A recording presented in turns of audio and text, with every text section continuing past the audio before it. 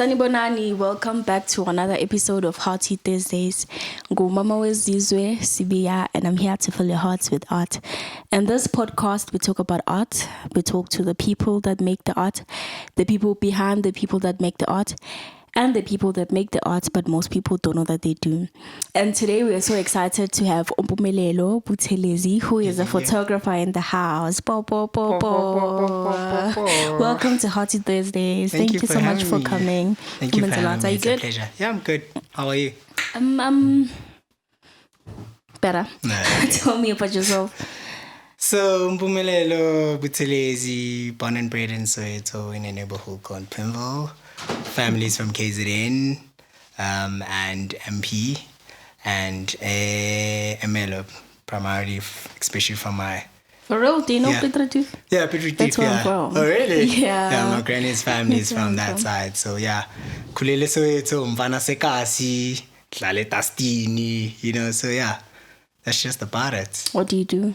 I am a photographer, creative director, soon to be a film director. That's and dope. Yeah, that's what I do on a day-to-day basis. But photography is it's my number one. Yeah. That's dope. I didn't know you also do film. Do you remember the first time you was exposed to art?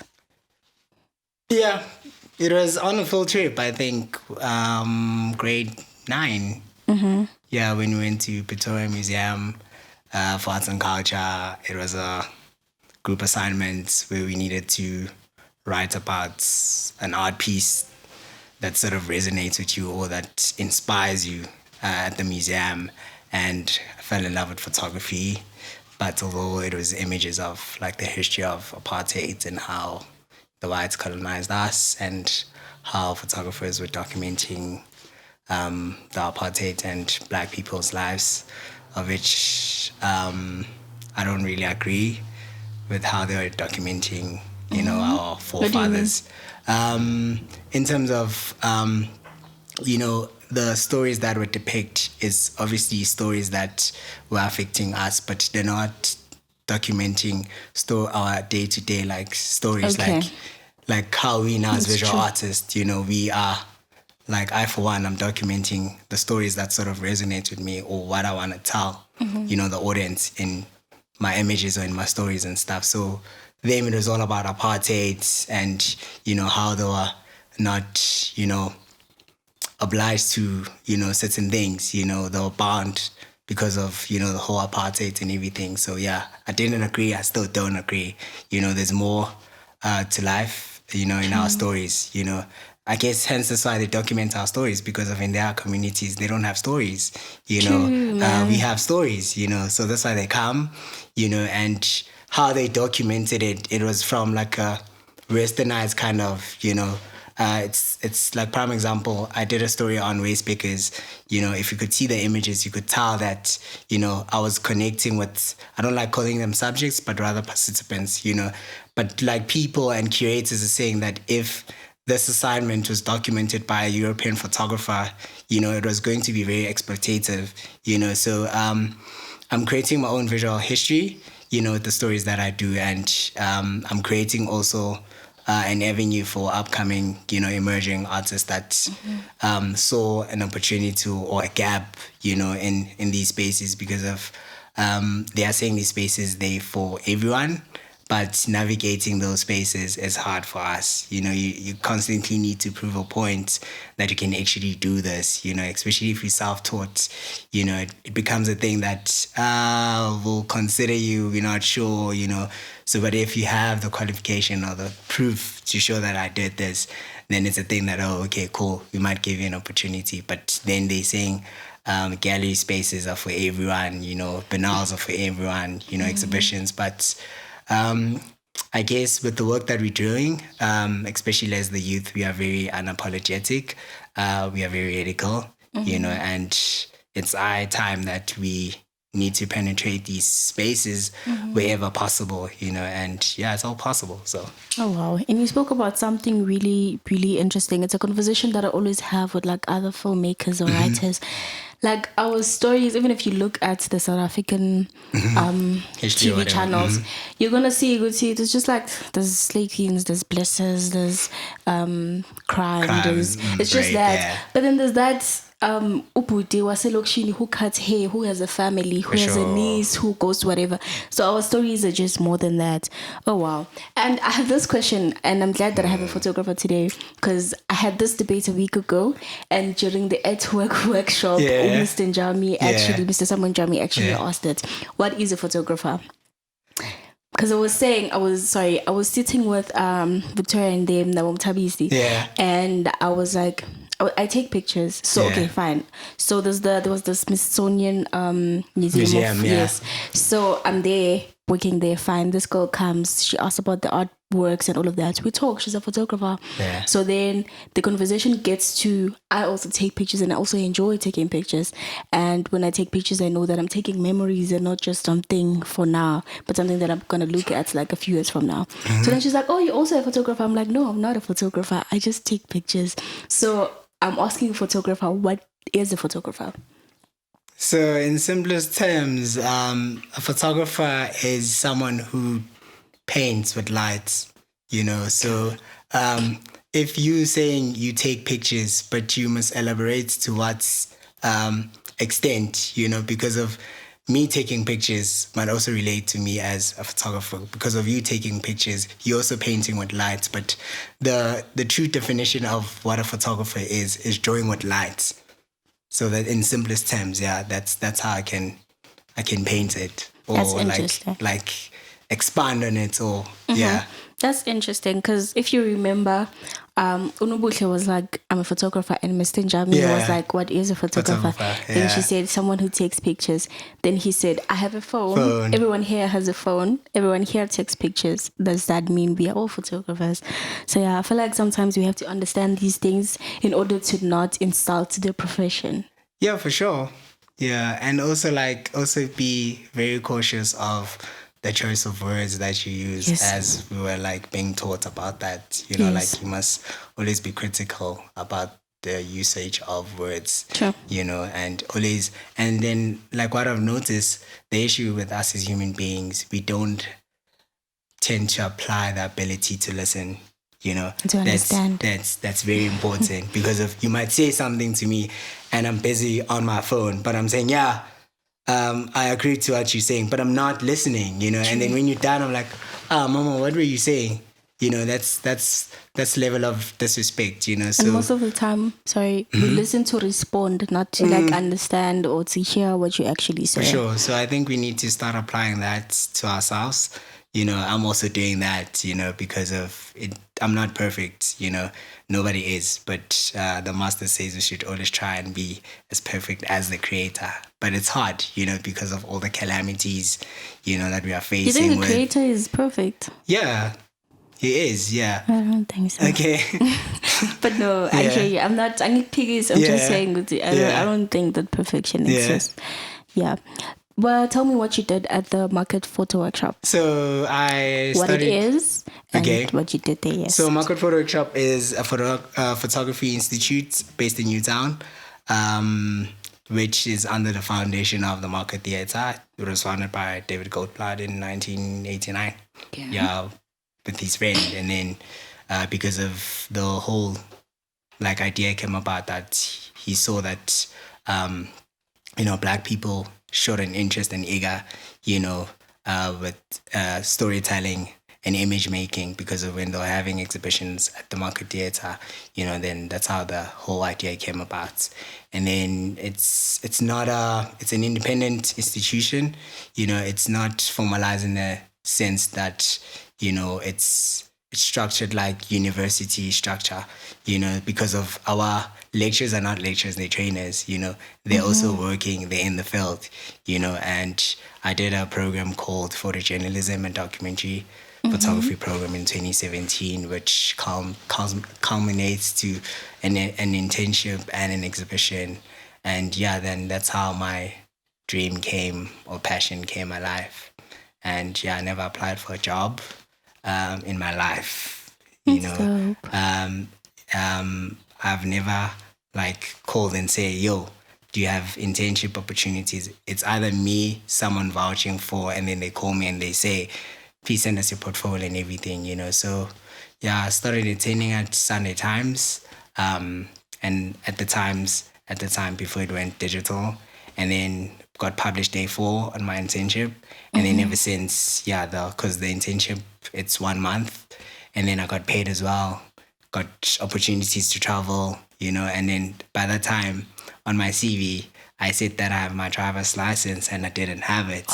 Yeah, because of at school we were taught that we need to like write it or draft it in like a professional kind of structure, and then from there, luckily I had a learners, but it was expiring, so and then from there I had to make it a point that because of in this industry, like not having a car, but like also like having your driver's license can like open doors for you, because of the companies, they might give you like transportational vehicle to like use for like stories and stuff. And I did that and covered a feature story in MP about scarcity of water shortages in a primary, but I went with the journalist because of they didn't trust my driving skills and stuff. Then I wrote the piece with the journalist, and then it was a whole like learning experience, which sort of kind of broadened up my sense of knowledge and thinking in how I want to move and navigate the space. Although the industry is tough, because of like lecturers that say that you guys are 15, probably 2 are going to make it in the industry, and it's just like the sad reality. But if you guys make it, the 15 of you, then kudos. But it's upon yourself to start making that initiative or decision saying that, I love this, I want to make money out of this. And then from there, that was it. And then towards my final grad show, companies called me, and I needed to make a decision because there was 3 companies. I made it 24. It was ACBC. It was multi-choice. And I didn't go to ACBC because of the whole stories that I'm hearing and everything, that they don't pay and everything. And I opted for Media 24 because of it's a newsroom and I needed to experience like the newsroom space, because I did photojournalism, and multi-choice doesn't deal with that. It's advertising everything. And then from there I did that. And then ever since I started getting more opportunities, and I'm still learning. I'm not there in my in my pinnacle, because of once you're there, there's people that are above you, that's how the world operates, so, but it's all a give and take kind of a situation, and I'm open to ideas and opportunities and avenues, but opportunities, when they come, you weigh them. But if it's your first opportunity, even though it's your first, you must weigh it and say, is it good, is it bad, because of it might break you or make you. That's true. Tell me, why do you explore the themes of social activism and religion in your work? Because predominantly I'm Seventh-day Adventist, come from a Seventh-day Adventist family. So now my recent body of work was depicting myself as an angel of God, because of I've and always... that is amazing, I must say. Yeah, thanks. Because I've always had questions and thoughts about asking myself what's the true definition of an angel, because of biblical context. We don't get a direct, descriptive text that says angels are human, or they male, or they female, or they're just objects. It's just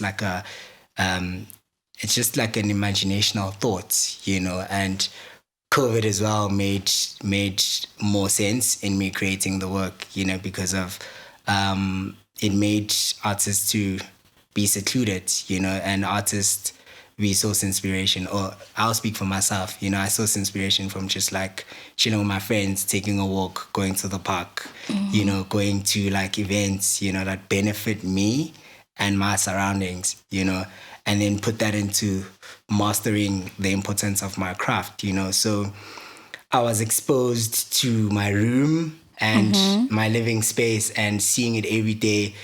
But, before COVID, I was ignorant, about my, living conditions and everything, And then when COVID, bounded me not to go outside to spaces where I seek inspiration, then I started making points of reference in my room, like my artworks, my bed, my chair, my laptop, and then the camera as well. I started pointing it to myself, and then I guess photography taught me to appreciate myself because of now I live me, I love me, I breathe me, I enjoy me, and now I enjoy photographing myself as well.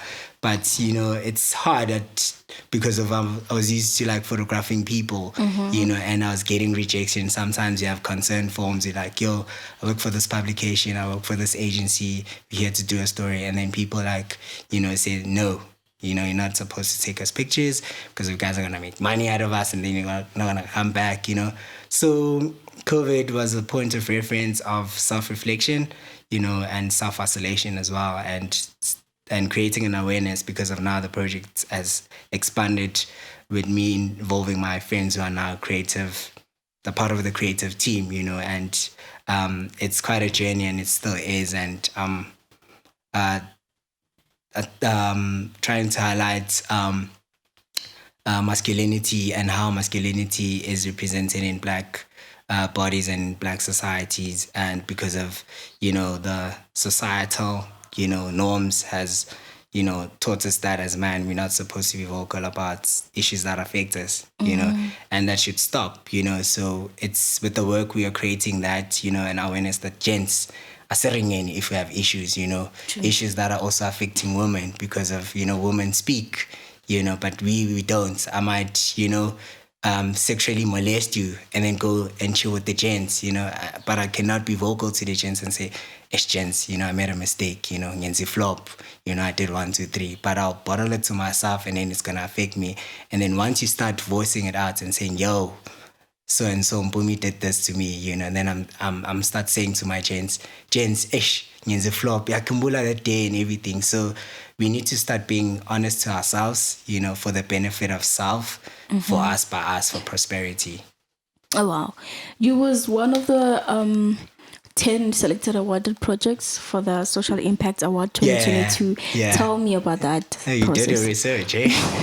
So the Social Impact Award, it came just after my, hibernational process because of I had to take a social media break due to the reception of my recent exhibition that I had with the Back Factory of the Cassirer Welz Award. And then emails were coming in, people were calling, it was too much. And I needed to take a break from that.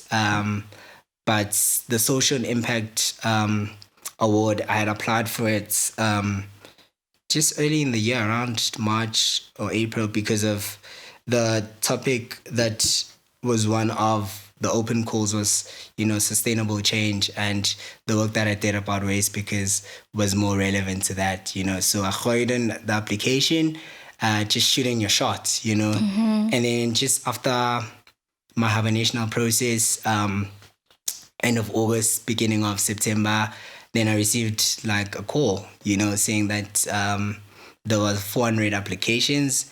Then they narrowed it down to like 110. Then from 110, it was 20. And then from 20, it was 10, And then I made it to the cut of 10. And obviously, I know some of the jury because of Mandla is the head of F&B Art Fair, and he was part of the jury. But other juries were like international juries. And then when they explained like how I got, nominated and selected, because I asked like, why do you guys choose my project, not the other?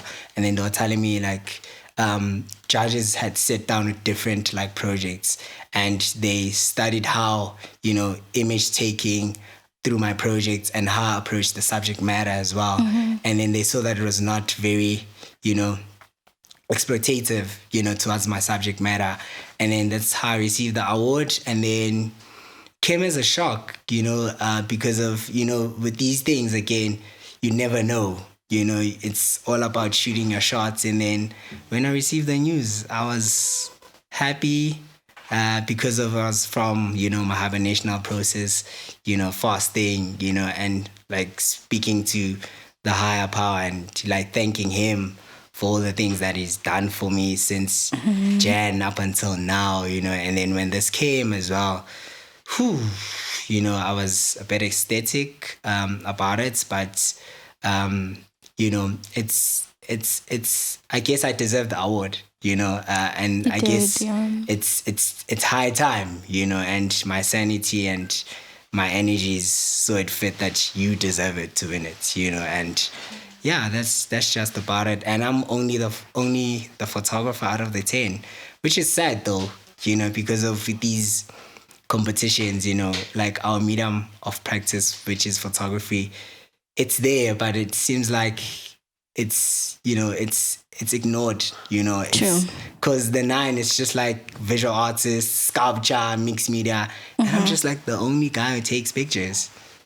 So yeah, that's how I received the award, and yeah, looking forward to the exhibition in December, 1st of December at Ruben's Museum in Cape Town, and there will be a gala dinner and everything. So I'm looking forward to December. This there December.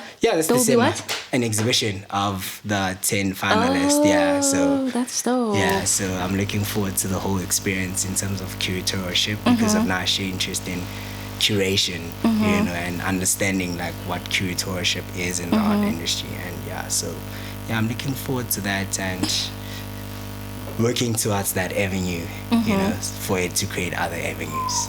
That's dope. So Thanks. how was it like to be like the recipient of the Cassirer Welz Award 2021?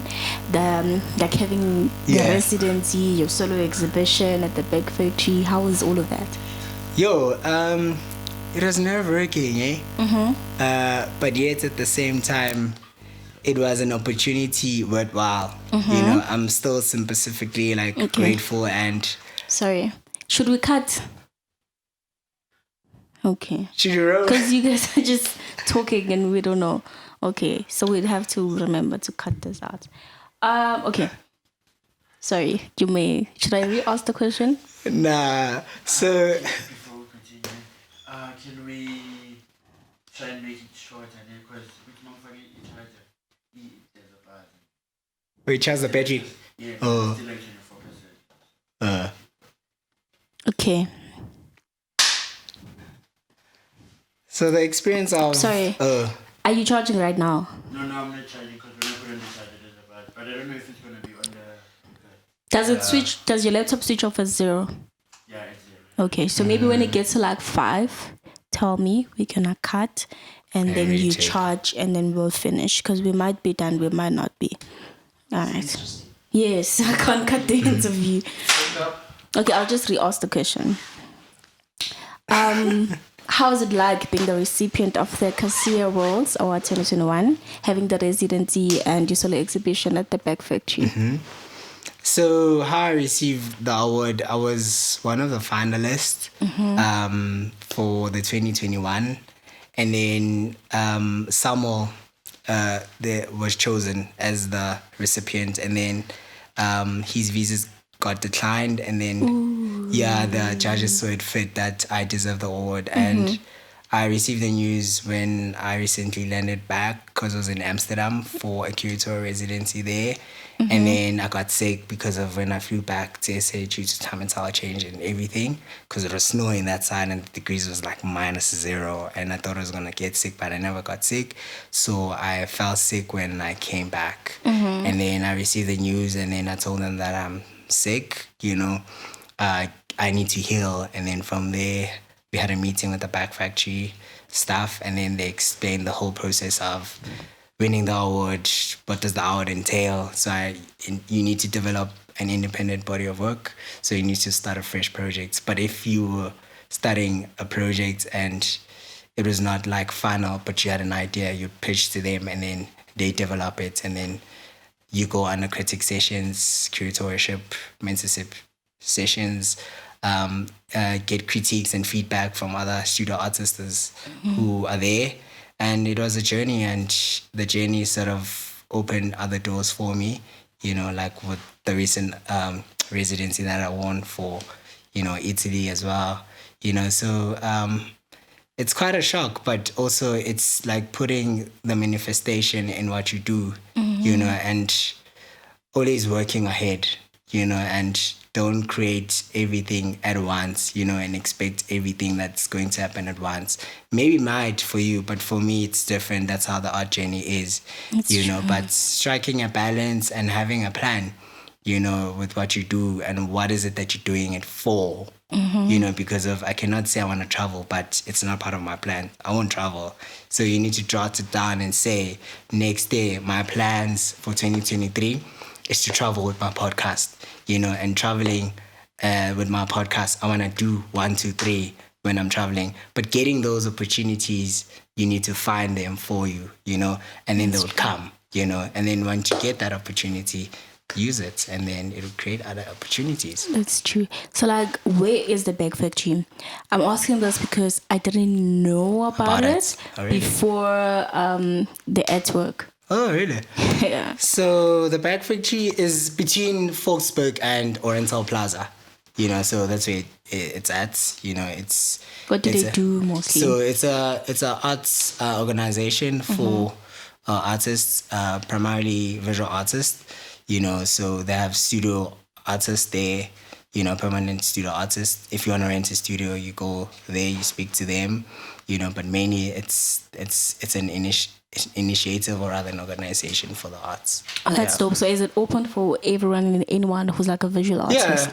Yeah, even you guys, you can go like to them and pitch your idea about your podcast, you know, and say that this is what we're about. And this is how we want the collaboration between you guys and us. You know, just shoot your shot. You know, you'd never know. That's dope. I'll definitely look into that. And then what is a residency? So an artist residency is a program designed for artists in the creative space. So it's working outside of your comfortable environment. So like my studio space is here, a prime example. This is my working studio, my living working studio. So an artist residency is you being taken out of that environment that you're used to on a day-to-day basis and going to work in an environment that you're not fond of or you've never seen, or it's just like you've heard but you've never been there. And then when you're there, it's a process of you developing the body of work or the idea or the projects. Because of artist residency organizations, they differ. Some it's research based, some it's publication based, some it's workshop based, you know, some it's 3-in-1, you know, where you develop a project for 3 months or a month or 2 months, you know, and then from there you have an exhibition or a publication or a community enriching project, you know. But you must ask these things when you get like the residency, because of sometimes on the open call they state that the residency entails accommodation, per diems, exhibitions, you know. So with the one in Italy, it's different from the one that I went to in Amsterdam, you know, and the one in Germany, you know. So this one, everything was paid for, you know, from flight tickets to I didn't pay nothing, you know. And then it's also like I'm still questioning myself, like, why is this happening now? You know, I thought this was going to happen in the span of 5 years in the industry, you know, and I'm forward to like 5 years in the industry, but already I'm getting like artist residency because I started with Zanele Moholi's one in 2021, and then from there, artist residency platform founded me. But how I get these things, it's through social media. Sometimes it's me sending applications if there's an open call saying that we want an artist to apply for a photo exhibition or an artist residency. And then before applying, like I read the criteria, you know, and then I see that is my work relevant for it, you know. If it's not, I don't apply, you know. And then from there, that's how like I get these things. And it's a matter of hope. And it's a matter of like creating those doors for yourselves, like knocking on them, you know, like saying, hey, this gallery, or hey, you know, this museum, you know, this is who I am, this is what I'm about, this is what I do, you know. I'd like an opportunity, or do you guys give an opportunity to young emerging artists, you know, to exhibit their work? How does that process work about, you know?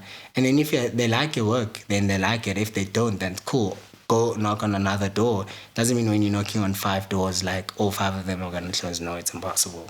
You know, it's impossible. Then, Does this actor actress. I forgot her name, but she said something very, very important. She said she always uses the 10-3-1 rule. Okay. So out of every 10 doors yeah. that you knock on, 3 are gonna open, but only 1 is gonna take you. Yeah, so if you only applied like 1 place or 2 places, you're not gonna get in because you need to apply 10. Then 3 are gonna approve or and say, then 1 is actually gonna be what you exactly want. And I think that's very, very good to leave by. Tell me about the you'll correct my pronunciation if it's wrong. Heather B. Matera Photography Scholarship to go to study in New York. Yeah. So I was supposed to go in June, but due to COVID and so the scholarship decided to move virtually. Yeah, and then probably I might go next year.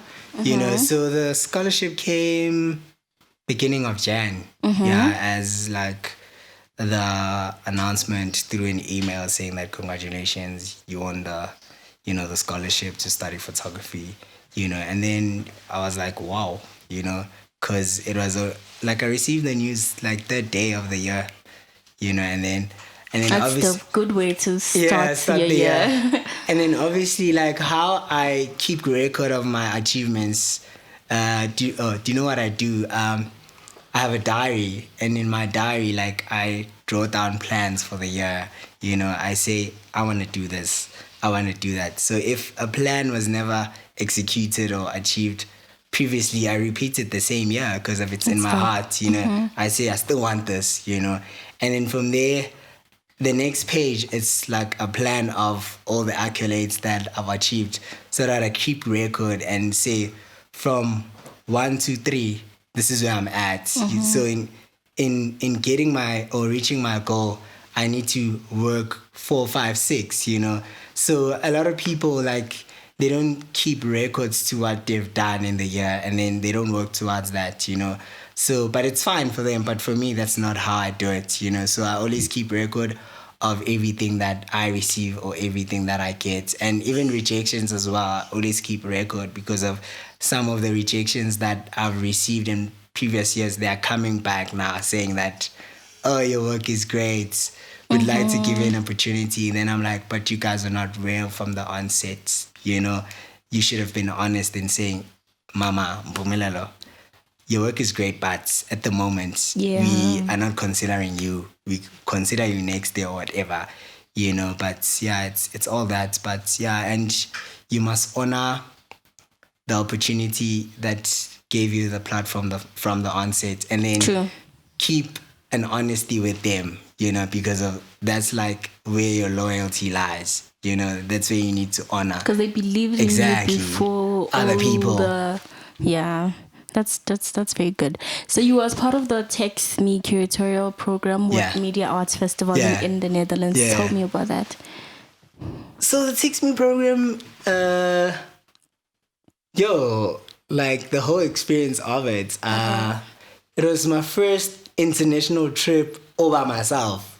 All by myself. So it was quite nerve-wracking. When was your very first international trip in your life? First, all by myself or just like with people? Whether with people, whether like the very first one. It was, I think, primary. For your work, like. Oh, for my work. Yes.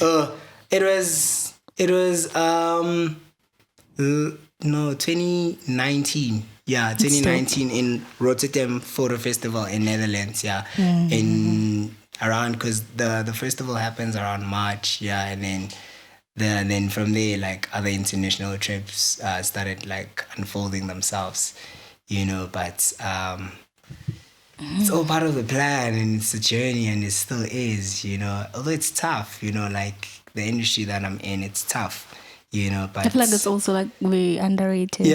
Yeah, but like it's different in South Africa because of if you go to like Netherlands, there's like probably 3 galleries that deal specifically with photography. There's a museum that deals with photography. So there's none. So it's high time as artists we need to start forming those organizations and creating that platform. Let's be all about you guys understand it better, so you guys should do it. It's not designing because of at the end of the day it's ngabantu, hey. Like for me to go there, it's because of them. That's and true. they saw the potentiality, and they believed in me. So I need to believe in them, and me being there, I need to create other opportunities for you, for him, for myself, and for other people as well. And saying, if I got it, what's stopping you getting it? It's all possible. Yeah, but we should also not just say, if I got it, you can also get. We should share how we got it, just so for they can sure. also get it. I like the fact that you highlighted that. Yeah, Because of people a lot just of people, say, they don't "Nah, share. I got there. You can also do it." But how? Yeah, How did you do they it? don't. Tell me how you did it, just so Yeah, I can for do sure. it as well. Yeah, that's You were still really telling me important. about the TXP curatorial Yeah, program. so Technique Curatorial program, Media Arts Friesland in Leeuwarden and the Netherlands. So 5 international emerging curators got selected, and I was one of the 5, and I was the only black, and representing the whole South African realm. That's dope. And then from there we were taken through the festival and the exhibition with the curator Irane, who was the head curator for the festival. And then in terms of Media Arts Friesland and the head curator, they curated the show, and we as the Text Me young emerging curators had to write the text for the artists. So so we were taken through the whole exhibition space, and we were introduced to the artist. And then if you wanted, or you showed an interest about writing with that, about that artist's work, and then they would give you the context, because some they're around, some they're not around, So I wrote about a piece of Shinjin Snow. She's an Asian artist, but currently based in the Netherlands. So she uses glass and light, as a form of navigating the space. And I sort of resonated with her artwork, because of we as the Black society, we are always trying to navigate spaces, and how the setup was. It was like set in like a dinner kind of a setup, so I resonated with that as well. Then from there, I started like asking her questions, where does she draw inspiration? What's the inspiration behind this artwork? And then from there, it created a dialogue, like even now we are speaking, we are checking up on each other, if there's something, she gives it to me, or she sees an opportunity and saying, yo, I saw your work in this platform or in this organization, how did you get it? Then I tell them like what you just said, like sometimes it's important that we need to share these opportunities, how we got them, so yeah. And social media is a very powerful tool, like use it wisely. In 2021, you was awarded Best Photographer of the Year under Northwest Media Awards. So it was through a nominational process, and then that's how they founded me. And then obviously people needed to nominate me, and then the finalists were announced, and then we were invited for the awards ceremony in Northwest, and then we were I think it was 2 or 3 of us as the finalists, and then I won the award, and then I received the award, and then the other awards came. Yeah, so. That's dope. That's like a big deal. But like That's it was a not huge thing. like part of my plans, like being a photographer and winning awards. So my plan was to create my own visual history, and these opportunities, they founded me, so, and then from there, with those opportunities, I needed to create an avenue for other people as well. Like, since I was the best photographer, I told other photographers that there would be an open call for this, like apply or tell people to nominate you, and then, because that's how I did, when I was nominated, like I did a PSA on my socials saying that I'm nominated for this, guys, please vote for me. And then once I make the cut to the voting roll, then, and eventually I did that. And then, although it was during COVID, I couldn't receive the award with my family, because of they said on, the RSVP invitation that I can only come by myself. But when I got there, people were coming with their partners, and my parents already like lived behind, I was like, oh. So it was all by myself, but yeah, and then I received the award. Then I had to ask people to take like a video because of my parents couldn't come, but like, especially this year, now my parents are very selective with the events that they attend for me. And because of now, they're already more exposed to the art industry, you know. So if it's a group show, they don't attend. They only attend solo shows now, unless if the group show is like maybe F&B at fair or whatever, not fair, you know, and I say to them, I'm doing this, you know, and then they even ask, is this important for us to be in the public eye, you know? And then I'm like, yeah, if I say it now, this is just like, you already know the work. It's just that the work is traveling from point A to B now, you know, and then, yeah, it's that, but it's all persistent, hard work, dedication, and fully immersing yourself, you know, in what you do, you know, because of if you apply 80% in what you do and then you apply the other percentages, like maybe 20%, you know, in your craft, but 80% you always on your social media, but you're not on social media for the right reasons. Because most artists are like that, you know. I cannot be going on my socials and looking at you having dinner. No. I need to be there and knock on doors, speak to you as if I know you personally, but I'm approaching you from a professional level and saying, yo, mama, I know that you did 1, 2, 3, you've won this. I want to apply, or I've applied, you know. So what are the tips or advice that you're going to give me, you know, and also apply professionalism, you know, like fully apply that, you know, send a DM, dear, or, you know, like you're drafting an email, you know, if I read it and I don't respond, that's fine. You know, it could be that maybe I'm busy, but you've done your part, you know. I might come back 2 days, or I might read it then respond, you know. So always set room for disappointment, you know, in your mindset when you're doing things. But that room for disappointment, it's not a room that's going to be permanent, you know. Sometimes the time, the sense of agency, or the moment is not allowing you to step into that opportunity from that onset, you know. It might be preparing you for other opportunities, you know, like when I said, you know, with one opportunity, always apply loyalty, and it's like be loyal with the people that saw the vision in you, you know, the talent, or you know, and then honor that and move with that. And the issue again that I notice with human beings, you know, when we get or when we receive accolades, you know, those accolades, they tend to empower us, you know, and we expect now people since I'm the best photographer of Northwest, I expect that when I go to events, like, you know, people need to bow to me and say, no, you know, it's not all about that. Because at the end of the day, Singabantu, we are humans, you know. It's what you do that made you. But for it to make you, you had to put in the work, you know. Wow. Was it easy for your parents to accept what you do, or to understand it also? My parents were always supporters from day one, you know, because of when when we're having a chat, like, she used to tell me that my late grandfather was a photographer, but she's doing it as like a side gig, you know, documenting also part of the whole apartheid regime, you know, stories. But it wasn't like a thing that she pursues it like on a day-to-day basis, because she's from a newspaper background. So obviously, you know, and then when I told my parents that from engineering, I am going to do this, my parents are like, okay, cool, as long as we are not paying the fees, you know, because of these schools are expensive, you know.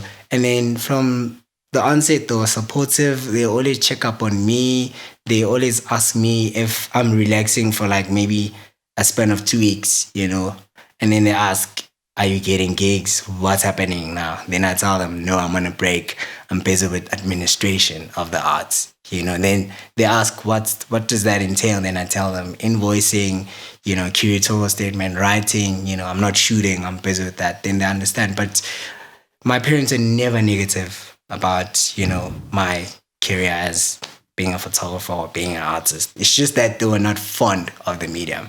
So I needed to sit them down, and then I needed to lay down the foundation that the art servants are so, you know, people can make money. Like when we were speaking during our break, that, you know, we need people to expose other young creatives about such channels, such platforms, and these platforms, they're for all of us, you know, and we should make it a point that everyone deserves it, you know. And I feel like for young artists especially, it's most like it's very important for them to understand that as an artist you're a business. You see how you're talking about admin, about artist statements, about invoices, about all of that, because you have to understand first of all, how am I pricing this thing? Why am I pricing it like that? What goes into it? Because maybe if like you're a painter, obviously the medium, your time, your whatever, exactly. And then even if you're a photographer, all of those things need to come in place. And then also how you market yourself, how you talk to these people. For you to be able to get that opportunity, you need to write a whole thing to them that they can be like, oh, okay, actually we can work with this person. But then as artists, we tend to just think, nah, we're just artists. We're just doing it. Like my work will speak for itself. Yes, sometimes it works, but also sometimes when you're saying treat yourself as a business, that's very important. Like it should. And also discipline. Like discipline is very important. Key thing. Like I have a friend who is a painter. He wakes up in the morning, starts his shower, days, whatever, 9 to 5. He's painting, he's writing, he's doing whatever. 9 to 5, Monday to Friday. And it's like an everyday thing. Inside his room, 9 to 5. Imagine that. Imagine how much discipline you should have. Because sometimes you just wake up and you're like, he's DNA now. Good, exactly. 9 to 5. I paint, I do this. So it's very it's very important, like discipline. And don't apply discipline in your craft, apply it everywhere, mama. Apply that same discipline that you're applying when you're investing in your work. When you're speaking to people, apply that discipline as well. Don't say because of it's me, you need to honor me in that periphery of discipline, because of it's Nino, I need to, downgrade my discipline because of he's an emerging or he's a starving artist or whatever. For him to starve, maybe it's because of opportunities are not exposed to him. He doesn't know how to navigate these spaces. He thinks that galleries are like for white people. Like if you go to Soweto, like galleries, like they don't know that galleries are like free public space. They think that galleries you need to pay, you need to purchase a ticket, and I'm just like, no, you need guys. To have some qualifications, you need to be something big. Yeah, discipline is a key thing, and humbleness as well. It is, but also I just feel like respect as well. Yeah, we need to be honest. Information and access, because most people don't know. If you don't know, you can't. Man, I haven't told you this. Nah. I always say this. Trevor Noah said in one of his interviews, Guti, your dreams are limited to what you know. Yeah. You cannot dream of, you cannot plan for what you do not know exists. Okay. Yeah. That's a true fact. It is. Tell me, what is your why? Yo, what is my why? I know, deep now, yeah. It was so light and fun and nice. What is your why? So, that's a very hard one. But what is my why is myself, in a sense that when my parents fabricated me and brought me into this world, fabricated you. From their home and everything, the whole process, God saw it fit, for me to be alive. And he saw it fit that I have a purpose, I have a value, so that's my why. So in everything that I do, like when we're speaking about, validation, I highly resonate with that word, because of from how I was taught, I was taught the installment of perfection, Giti, so if I wash dishes or I'm cleaning, there's always like a result of that, so that thing grew up with me and I still apply it to myself. So that's my why, like who I am, what is my purpose, and how am I changing my surroundings in what I do, because in order for you to be global, you need to be local. That's what Simone said, Exactly. So what you're doing, my community needs to know, and it must be a benefactor to them, saying that, like in my hood in Mpumelelo, young cats look up to me, although I'm not vocal about what I do, I'm vocal to people that I see potentiality, but to people that I don't see potentiality, when they ask, I'm just like, where did you hear that from? Do I do photography? Do I do art and everything, And when you coming from that, communicational level, I could see if you are interested or not. It's the same with clients. I can tell if this is a good gig or this is not a great gig by communication, by how, they approach me. Because if I ask, how did you guys find me? And if you don't state, then I'm just like, where do you get my numbers? Because I don't remember me giving you my numbers. If you say, oh, I found it on Instagram, or I'm like, oh, okay, cool. What's up? Let's speak business. Okay, cool. How do you charge? All those kind of things. I need to be aware. Like when you're saying, you must treat yourself as a business, So yeah, that's my why. Who I am, what I do on a daily basis, and how I make change in what I do.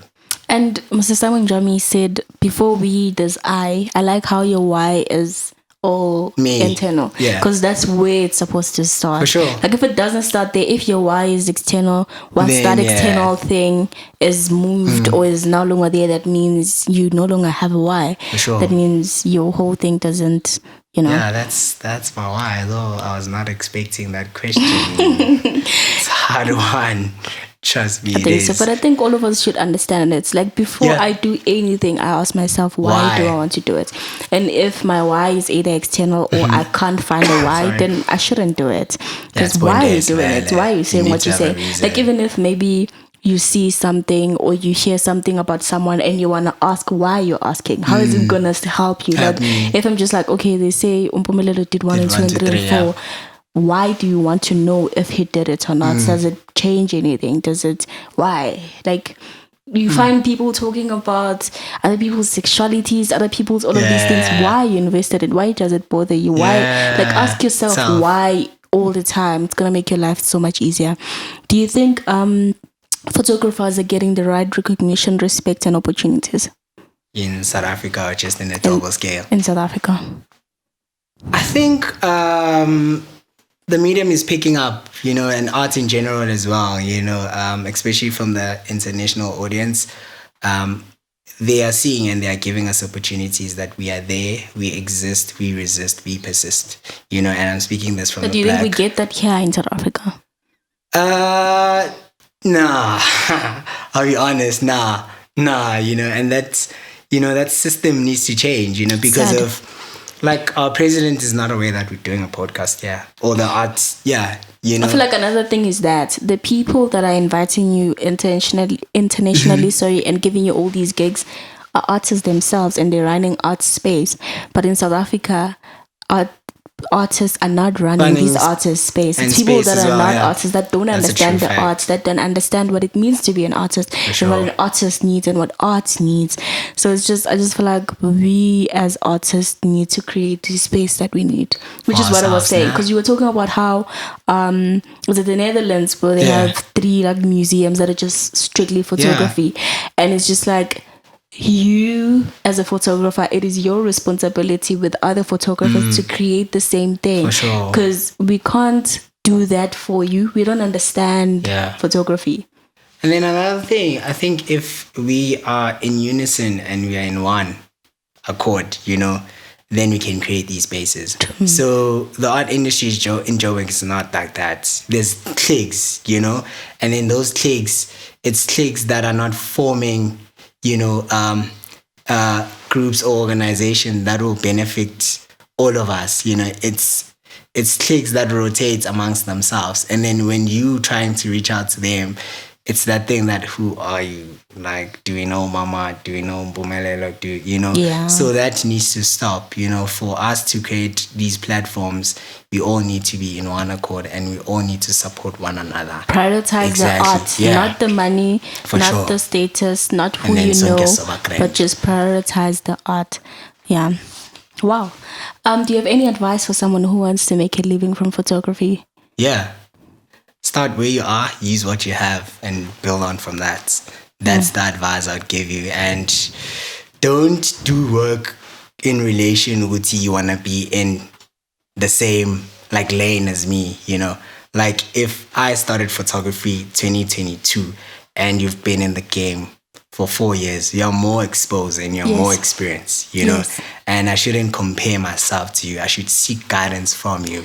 That kills us. Yeah, and that's my advice. Start where you are, use what you have, and build on from that. That's true. And I feel like starting is the most important thing, because sure. you learn by doing. Yeah. When you start and you fuck up, you learn, you're like, oh fuck, I shouldn't have Because done you know, this. yeah, and then you do it better. And then For you're sure. like, okay, maybe I should change this. Then you do it better. The time you do it for the 4th time, it's like You're really perfect. getting it. Exactly. So imagine if I was to compare myself to like Make G or any other big podcast, I would just kill all of this, because now it's just like, one, we're not doing it for the same reasons. For sure, it's Secondly, not the same. our ethos, whys are not the same. Thirdly, he's been doing it for years, For and I've been sure. doing it for like 2 months. 2 months. So it's just start where you are with what you have, and and build on don't from don't that. compare. Don't compare And don't be to afraid people. to ask.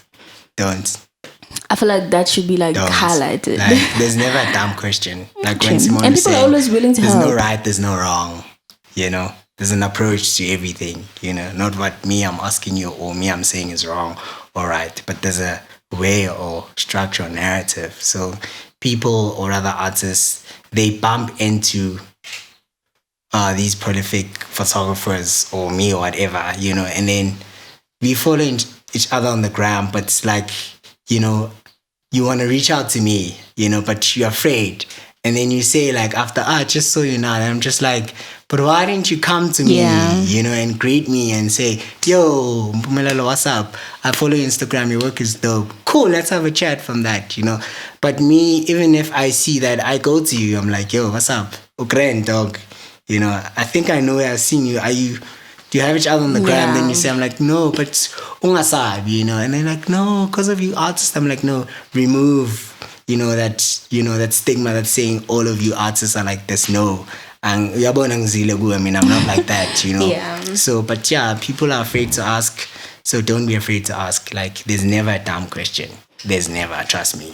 There's someone who once said, don't put a group of people and a title next to it, because everyone is different. You can't say women are, men are, artists are. It's incorrect, because these things consist of individuals. And I like how you're talking about asking, I always shoot my shots. I always send emails. I always send DMs. Yeah. And it's like the 10-3 one that I was talking about. Out of all the 10 DMs or 10 emails that I sent, 3 are going to respond, and one is going to actually be like a big opportunity for me. So just ask, just shoot your shot. Shoot it, bro. You've had quite a handful of residencies, including the one with Prof. Sanele Mohodi. And Mohodi Productions in KZN. Yeah. Tell me, how has that helped your career?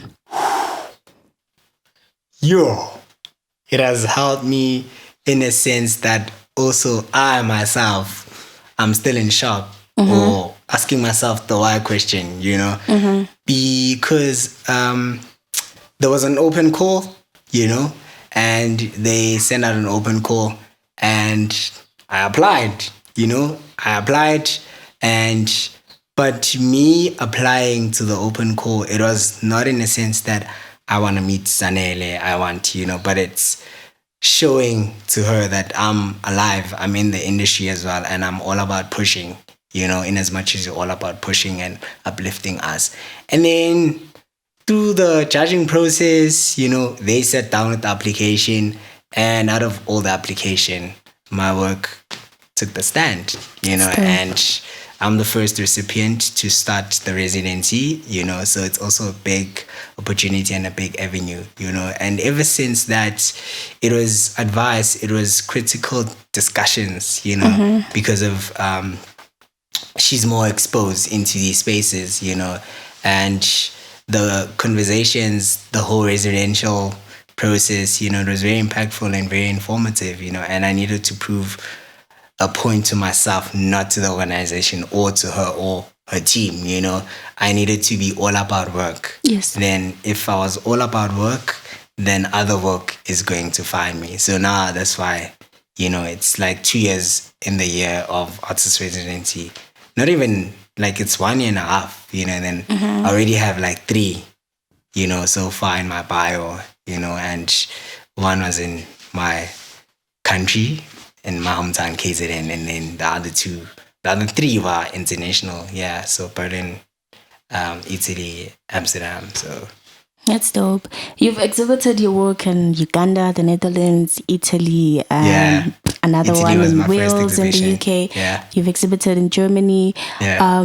Are you planning to permanently leave South Africa? Fam, if the opportunity arises, I'm gone.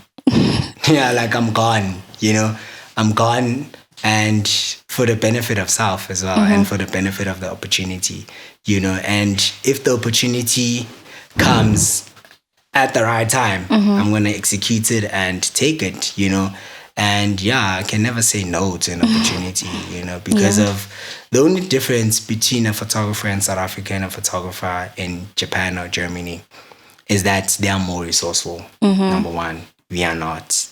Two, the minute they finish grad show, already 3 agencies are looking at them. Here it's a thing that none, and after grad show or finishing the degree or course, I need to go knock on doors. They already knocking on those doors, and agencies are saying, yo, yeah, we see this, and the thing is, what I was saying, don't be afraid. I think the issue is that we are afraid, or we're saying that the industry is tough. It might be tough for you, but it might be easy for you, and if it was easy for you, share that baton, and say, yeah, it was easy for me. What I did was just like knocking or calling and saying, so why don't you spend the time and everything? Yeah. Even if it was hard, but like I said, we learn by doing. So even if it was hard, what the easier ways are, or how you could have done it better. Yeah. Share that. Don't just be like, I was walking 25 kilometers, 100 kilometers. I did it. You can also do it. No. Along the way, you saw shortcuts. Along the way, you met people who has a bike, who has a car, who give you a lift. Share those contacts, share those connections, share those people. Important. Let's just be honest. How would you describe your work, and how do other people describe it? I think how other people describe it, it's their own personal opinion, because of art is very opinionated. But I would describe my work as raw, and it has an element of precision, in how I document my subject matter, be it a flower, be it a human being, be it an object, But yeah, I'd like to describe my work as honest, raw, there's high level of intensity in each and every image, and it's very formative and very educational as well. That's how I describe my work for now, and then probably in the next 5 years, probably the narrative might shift, but the vision might be still the same, because of the more you grow, the more people perceive your work differently from the level that they knew you when you were in your elementary stage of or beginning stage of, your career. The more you grow, the more the work it grows as well, and the more it reaches its audience that you want it to reach, but I'm creating my visual history for the benefit of myself, my family, and my surroundings, and people that I saw fit for them to be given a platform and opportunities. And those people as well, I tell them that you must also share, don't be greedy, because I saw a potentiality in you, or potential. So why when I'm anyway greedy? Yes. Because when we told you opportunity, so but you're saying we must grow. Obviously you won't grow, so and you pass it on to a different person. That's sharing, and that's growth. It doesn't mean that with my work I'm saying I want to change the whole world. It's impossible. By me changing you and him and them, that's growth. That's changing There's the world. change as well. I feel like people confuse changing the world as you want to be Martin Luther King, you want to stand in front of crowds. But the thing is, if you change 3 people's lives, and they change 3 people's lives each, how many people is that? And they change 3 people's lives each, how many people is that? So in 10 years, how many people is that? So it's just, you literally can change the world, but you don't have to be standing in front of crowds and thousands of crowds. You can't change hundreds of lives at a time, but you can impact and change for 2, 3, and that's it. And that's growth as well. True. Where do you see yourself professionally in the next 5 years? Taking the world and shifting narratives that have been long wanting to be shifted, and creating more opportunities and more avenues for young emerging Black creators, particularly having my own agency that's going to culminate into a hub where it's going to be fashion, it's going to be photography, it's going to be arts, it's going to be mentorship, it's going to be career building, it's going to be a school, and it's going to be a library as well. So yeah, those are my long-term goals. Yeah. That's dope. So tell me, do you want to explore things like cinematography, being like film or commercial? Because I heard you talking about film direction. Yes. Yeah, but I think the opportunity will come when it's fit or when it's right, because I'm getting feedback from directors, cinematographers. When they see my photography, they say, yes, your image taking and the usage of light, I see this work in a cinematographic medium, Yes. So how about you start exploring on that, And I'm like, yeah, that's part of my plan, but at the moment I'm still focusing on what's pushing me and moving me, and then the cinematographic opportunity, if it presents itself at the right time, then I'm going to take it, But I'm not saying no at the moment. No, I'm still, because now I tend to be invited in like commercial shoots to do like behind the scenes, and obviously that's how I learn how things are done in the production aspect side of things. Speak to directors, I speak to first ADs, I speak to copywriters, producers, line producers, DT, I speak to them. Guys, what's happening there, what's that app? Yes. What is it used for? And that's how people see that you are eager and you're open to learn. So yeah, probably maybe next day it might come. Maybe it might come before the end of the year, Hopefully. But yeah, only God knows, and Hopefully time we'll will be tell. seeing your name, and then the credits go up, and then you see Mpumelelo, Buthelezi. That's that'd gonna be be dope. You're on your way to Italy. Tell me, how's the preparation? What are you going to be doing there? So I'll be there for a month. Yeah, I'll be there for a month. I won an artist residency through Artist Residency Program, an organization in Italy, but they have a subdivision in Cape Town. Yeah, and then it was 10 shortlisted finalists for the program, and I was the only Black South African again, and then this is a huge factor, and then from 10 it was 5, and from the 5 it was me. And how I got this opportunity, it's through avenues and open calls. And when I asked, they said that they've been following my practice through my social media presence, and they saw that I recently won the social impact. And then probably maybe that's where they saw the visibility, in my social media presence, because visibility is also important as an artist. And then from there, I received an email saying that the jury is still in deliberation about selecting the 5 finalists, so I should be on the lookout on the email.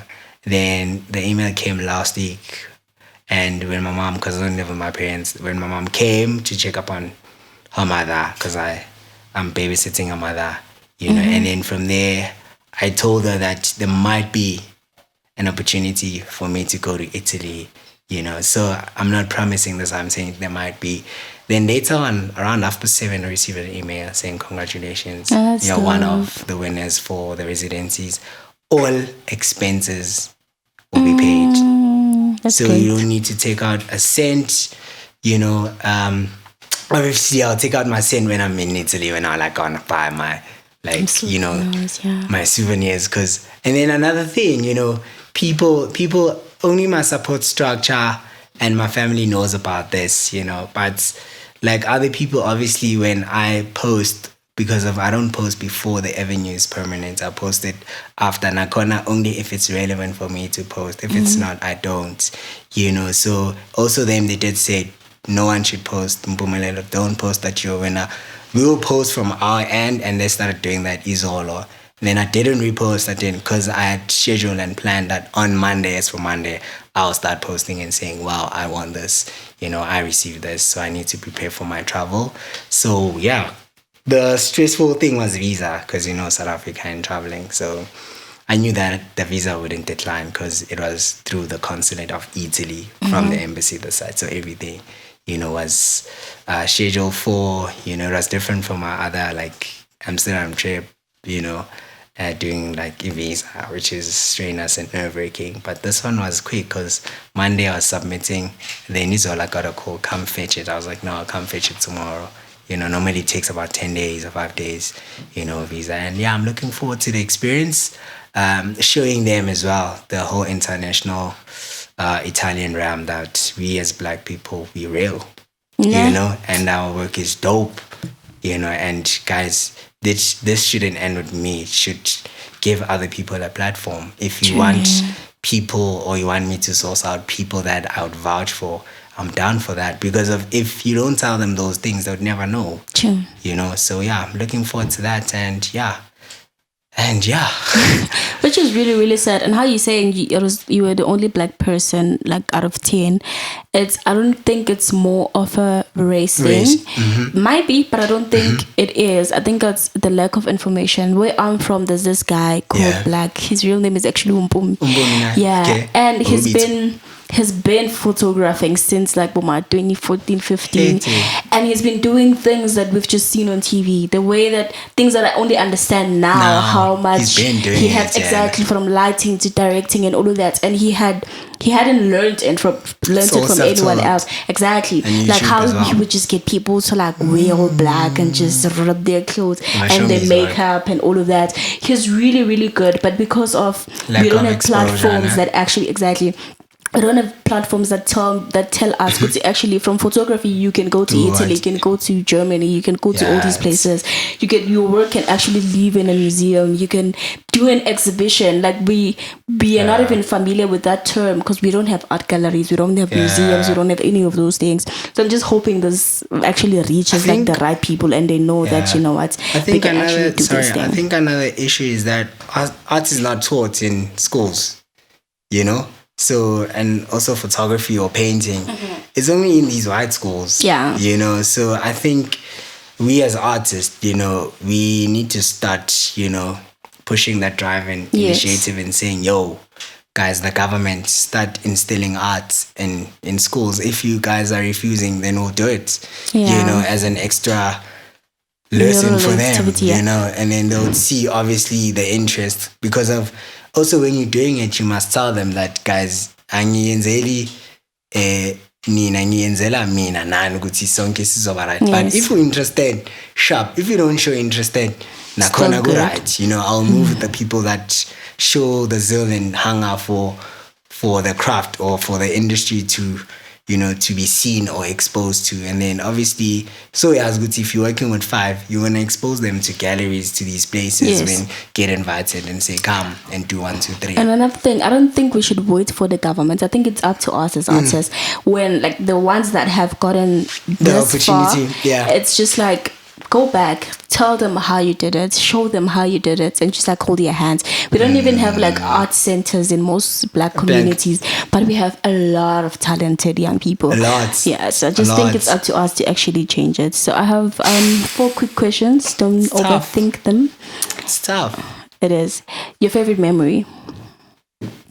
Favorite memory? Yo. Was in primary, getting promoted to a grade. Yeah, but my parents were like saying it's fine whether he gets promoted or he doesn't. It's fine if you want him to start like basic schooling. That's I have many, but that's one of like my memorable moments. And obviously getting international travel calls, like especially the one in Amsterdam, and that's also like those two, And so what usually inspire you? My family, especially my mom, my granny.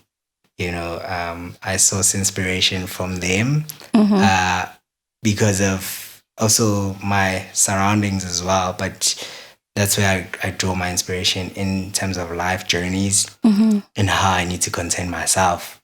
That's like a true amalgamation of what I do and how I am now.